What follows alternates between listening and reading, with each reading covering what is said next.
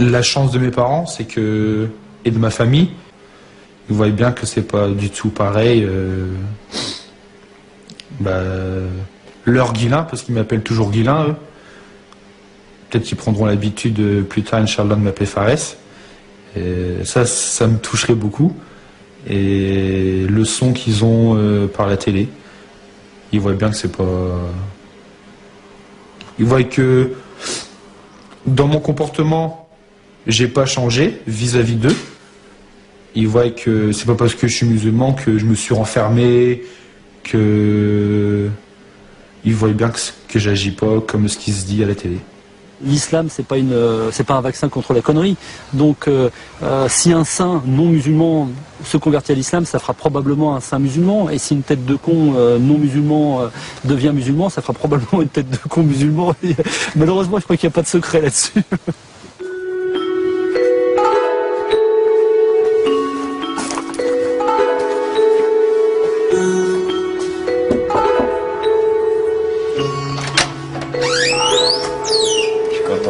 Jean-Pierre. Le premier musulman avec lequel j'ai eu des discussions approfondies, c'était avec toi. D'accord, par la suite, j'en ai rencontré d'autres, si tu veux. Mais ça doit être pour moi également. J'ai une approche, disons, de l'islam qui n'est pas musulmane. Forcément. Mais je n'arriverai pas à avoir un discours confessionnel, personnel, sur le christianisme, sur mes convictions chrétiennes, sans faire référence à ce que m'a apporté l'islam. Disons, le meilleur texte que je connaisse sur le dialogue interreligieux, c'est dans le Coran, c'est dans le Sourate 5, quand il parle, si Dieu l'avait voulu, il aurait fait de vous une seule communauté, mais il a voulu vous éprouver par le don. C'est bien le don qui vous a fait.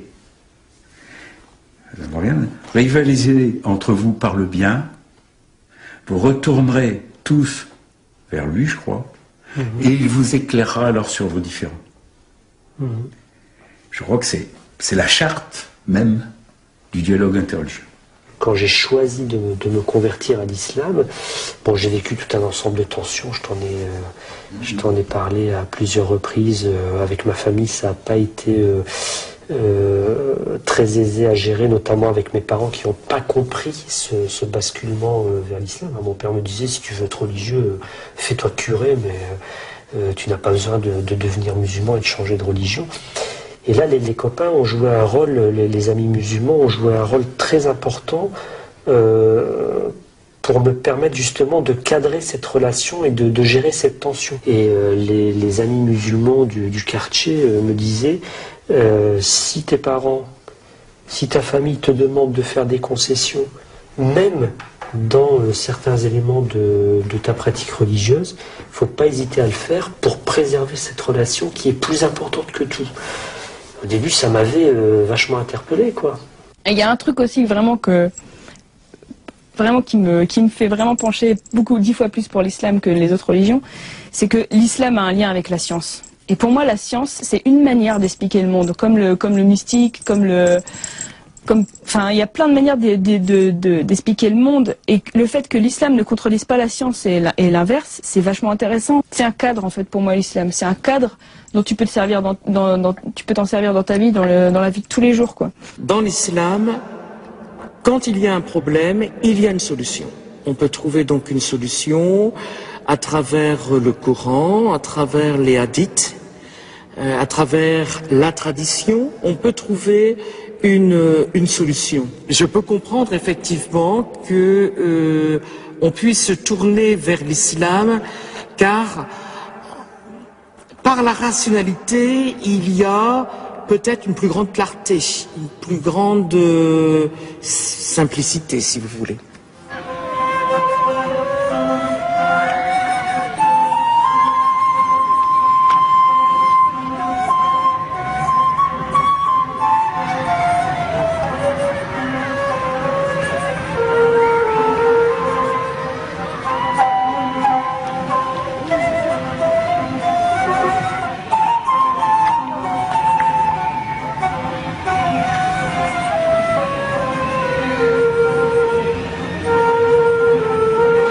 allez bien? Jawad, Ça va. en forme? Ça va. Et toi Mathieu, t'en es Ouais, où? ça va très bien. Bah écoute, comme tu sais, j'ai eu un petit garçon. Il y en a qui a maintenant 3 mois. Donc, Ça passe vite. Tout va bien, Ça passe tout vite. va bien, ouais. Mais on m'a dit qu'à Condé, il y avait pas mal de convertis. À Condé, il y a beaucoup de convertis, effectivement. Ouais.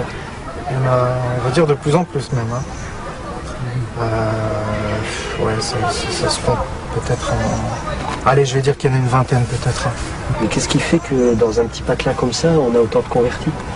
Il se passe tellement de choses sombres, que quand on commence à entendre parler de ce qu'est vraiment l'islam, hein, là on a peut-être envie justement de se lancer dans l'islam parce que on se dit que pour finir, c'est vraiment une hygiène de vie, c'est vraiment quelque chose qui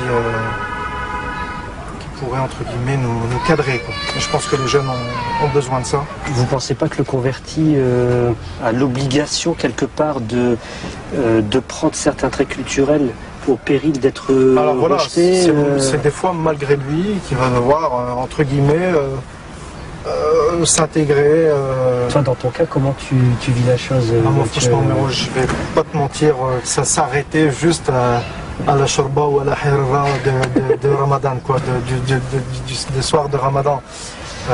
Mais sinon, franchement, non, je me sens ni marocain, ni algérien, ni tunisien. J'ai vraiment, tout simplement, j'ai vraiment l'impression d'être un Français à part entière, content d'être Français et tout simplement musulman, quoi. Je veux dire, voilà, quoi. Ouais, mais t'as quand même fait Ma le femme, choix, ma comme femme, moi, en tout cas, voilà. de prendre une conjointe Exactement. qui est d'origine maghrébine. Ouais. Dans ton cas, moi, ma femme, elle est venue directement du Maroc. Ouais, moi, ma femme est d'ici. Je trouve que c'est dur déjà parce que tu te retrouves un petit peu entre deux communautés au départ, puisque au départ, un converti avec un parcours classique, on va dire, est plus ou moins rejeté par sa famille dans un premier temps, qui va pas forcément comprendre ce nouveau choix, cette nouvelle orientation religieuse. Donc toi, tu te dis que pour finir, il y a une deuxième communauté qui m'attend et qui va m'accueillir. Et puis il y a des moments où tu tombes de haut, mais voilà, quoi. Moi, je suis marié récemment, je me suis marié récemment. On n'a pas la même configuration culturelle. Moi, je suis du sud, elle est du nord. Ah, attention, attention. du Maroc. T'as entendu la phrase qui vient dire on n'a pas la même configuration culturelle. Pourtant, ils sont marocains tous les deux. Hein, D'accord. alors Mais c'est important, de dire. Quand moi je débat. Les musulmans ont plutôt tendance à se représenter en tant que musulmans, mais aussi à se représenter et à s'organiser sur un mode ethnico-national originaire de l'Algérie, originaire du Maroc, etc. Et y compris avec des tendances internationales à l'intérieur de ces mouvements. Donc les convertis en tant que tels ne trouvent pas vraiment leur place et on ne leur donne pas de place particulière. L'autre question, c'est est-ce qu'ils ont besoin d'avoir une place particulière? Je crois que c'est important de penser que les convertis, à partir du moment où ils sont devenus musulmans, ne sont plus des convertis. Ce qui est important, c'est d'avoir plutôt des médiateurs culturels éventuellement. J'ai amené ma femme tout à l'heure à l'aéroport de Charleroi. Elle arrive à Oujda ce soir, Inch'Allah.